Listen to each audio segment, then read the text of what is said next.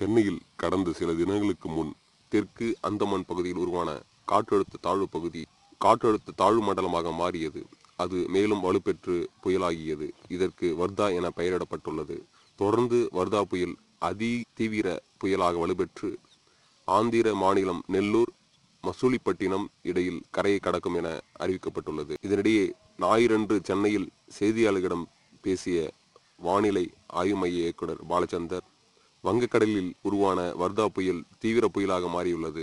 இது சென்னையில் இருந்து 300 கிலோமீட்டர் தூரத்தில் மையம் கொண்டுள்ளது. மணிக்கு 13 கிலோமீட்டர் வேகத்தில் சென்னையை நோக்கி நகர்ந்து வருகிறது என்றார். வர்தா புயல் கரையை கடக்கும் பொழுது மணிக்கு சுமார் 150 கிலோமீட்டர் வேகத்தில் காற்று வீசுகிறது. இன்று திங்கட்கிழமை அன்று பிற்பகலில் வடக்கு தமிழகத்தின் கடலோர பகுதியில் சென்னைக்கு மிக அருகில் கரையை கடக்கக்கூடும்.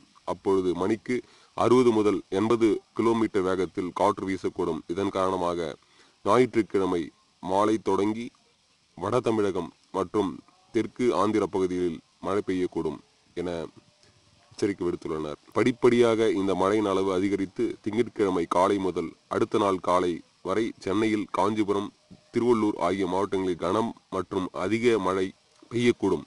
மற்ற இடங்களில் பரவலாக மழை பெய்ய வாய்ப்புள்ளது.